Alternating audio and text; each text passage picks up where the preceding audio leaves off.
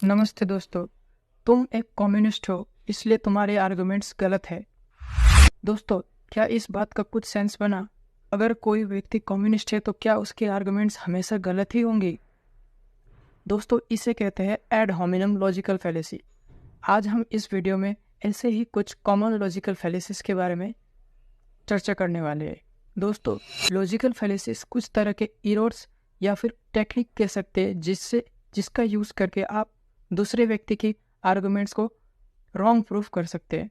अक्सर डिबेट्स और आर्गुमेंट्स में इनका इस्तेमाल होता है ताकि कोई पॉइंट को जीता जा सके, लेकिन असल में ये लॉजिकल फैलेसिस कोई वैलिड आर्गुमेंट्स नहीं होती।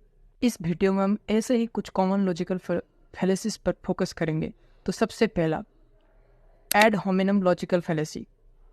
दोस्तों, एड होमिनम लॉजिकल फैलेसी में आर्गुमेंट के बजाय आर्गुमेंट को रखने वाले व्यक्ति को टारगेट किया जाता है, जैसे कि तुम कम्युनिस्ट हो, तुम्हारा आर्गुमेंट गलत होगा। दोस्तों, इस सेंटेंस में कम्युनिस्ट को टारगेट किया गया है, यानी कि उस व्यक्ति को टारगेट किया गया है, ना कि उसकी आर्गुमेंट को। दोस्तों, ऐसे ही अगर कोई स्टूडेंट खड़े होकर कहता है इस एजुकेशन सिस्टम बेकार है क्योंकि इसमें स्टूडेंट्स के नीड को कंसिडर नहीं किया जाता, तो दूसरे साइड से जब रिप्लाई आता है तूने तो अभी हाई स्कूल भी पास नहीं किया है, तो क्या जानता है। दोस्तों, यहाँ पर देखिए, उस स्टूडेंट के आर्गुमेंट के बजाय यहाँ स्टूडेंट को टारगेट किया गया।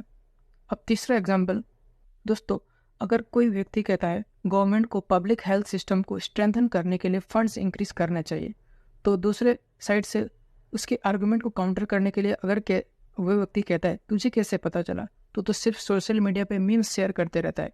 दोस्तों, इसमें देखिए, इसमें भी उस व्यक्ति की आर्गुमेंट को काउंटर करने के बजाय उस व्यक्ति पर फोकस किया गया है कि वो व्यक्ति सिर्फ सोशल मीडिया पे मीम्स शेयर करता है।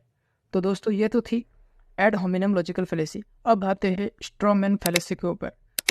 इस लॉजिकल फैलेसी में दूसरे व्यक्ति की आर्गुमेंट्स को ही बदल दिया जाता है ताकि उस व्यक्ति पर अटैक किया जा सके। फॉर एग्जाम्पल, अगर वो व्यक्ति कहता है करप्शन से निपटने के लिए ट्रांसपेरेंट गवर्नेंस जरूरी है, यानी कि जनता को सब पता होना चाहिए कि गवर्नमेंट कैसे डिसीजंस ले रही है। दोस्तों, अब स्ट्रॉमैन फैलेसी का उपयोग करते हुए अगर कोई व्यक्ति कहता है तुम कह रहे हो कि हर किसी पॉलिटिशियन को ऑटोमेटिकली करप्ट मान लेना चाहिए, ये तो एक एक्सट्रीमिस्ट व्यू है। दोस्तों, यहाँ पर देखिए कैसे ओरिजिनल स्टेटमेंट को डिस्टॉर्ट किया गया है। ओरिजिनल स्टेटमेंट में सिर्फ ये कहा गया है कि ट्रांसपेरेंट गवर्नेंस जरूरी है करप्शन से निपटने के लिए, लेकिन स्ट्रॉमैन फैलेसी में इसको ऐसे प्रेजेंट किया गया है कि ये कह रहे हैं कि हर किसी पॉलिटिशियन को ऑटोमेटिकली करप्ट मान लेना चाहिए, जो असल स्टेटमेंट का गलत इंटरप्रिटेशन है। इससे डिस्कशन में कन्फ्यूजन क्रिएट होता है और असल मुद्दा अवॉइड हो जाता है। अब आते हैं दूसरा लॉजिकल फैलेसी, सर्कुलर रीजनिंग या फिर इस टॉटोलॉजी।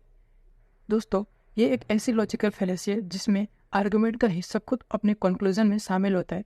इसका मतलब है कि अगर किसी से पूछा जाए कि ये कैसे पता चला, तो जवाब मिलेगा क्योंकि ये तो ऑब्वियस है, यानी कि स्टेटमेंट का सपोर्ट वही स्टेटमेंट है और कोई नया एविडेंस या रीजनिंग नहीं दी गई।